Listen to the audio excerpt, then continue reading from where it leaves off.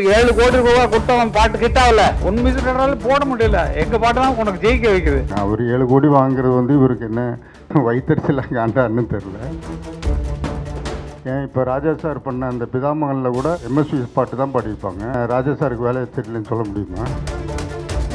பிதாமகன் படத்தில் சிம்ரன் நடனமாடிய காட்சியில் எம்எஸ்பியின் பாடலை பயன்படுத்திய இளையராஜாவுக்கு வேலை தெரியவில்லை என்று சொல்ல முடியுமா என தயாரிப்பாளர் தேனப்பன் பேசினார். சென்னையில் லக்கி நன் என்ற ஹாரர் திரைப்படத்தின் இசை வெளியீட்டு விழாவில் பேசிய அவர், குட் பேட் அக்லி படத்தில் இளையராஜா பாடலை பயன்படுத்தியது ஜிவி பிரகாஷின் தவறு கிடையாது, அது இயக்குனர் விருப்பம் என்றும் கூறினார். மேலும் ஜிவி பிரகாஷ் 7 கோடி ரூபாய் சம்பளம் வாங்குவது கங்கை அமரனுக்கு வயிற்றெரிச்சலா என்று தெரியவில்லை என்றும் காட்டமாக தெரிவித்தார்.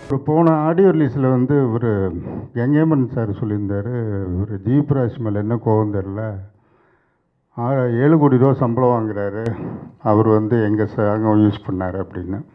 அந்த ராஜா சார் சாங்க அவருக்கு வேலை தெரியலையாங்கிற மாதிரி. ஜீப்ராஜ் அவ்வளோ தங்கமான மனுஷங்க. அவர் 7 கோடி வாங்குறது இவருக்கு என்ன ஏதாவது வைத்தறிச்சலாக காண்டான்னு தெரில.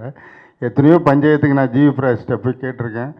எத்தனையோ படம், இப்போ ரீசெண்டாக கூட படம் பேர் சொல்லக்கூடாது, நைட்டு ஒரு 60 லட்ச ரூபா சம்பளத்தை விட்டு கொடுத்தா என் சம்பளத்தால் படம் நிற்குதானே, நான் விட்டு கொடுத்துறேன்னு அப்படின்னு சொல்லி எத்தனையோ படத்துக்கு ஜீவ்ராஜ் கஷ்டப்பட்டு ஒர்க் பண்ணுவார். சம்பளத்தை விட்டு கொடுத்து படத்தை ரிலீஸ் பண்ணியிருக்காரு.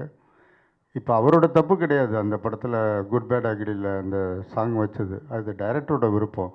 ஏன் இப்போ ராஜா சார் பண்ண அந்த பிதாமகனில் கூட இவர் சிம்ரன் ஆடுற சாங்கில் எல்லாம் இப்போ அந்த எம்எஸ்வி பாட்டு தான் பாடியிருப்பாங்க.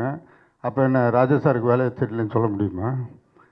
கரெக்டு. அதனால் அது ஒரு காலம் ஜீவ் பிரைஸை தப்பாக எடுத்துக்க வேணாங்கிறதுக்காக நான் சொல்கிறேன். செய்திகளை உடனுக்குடனும் துல்லியமாகவும் தெரிந்து கொள்ள சப்ஸ்கிரைப் பண்ணுங்கள்.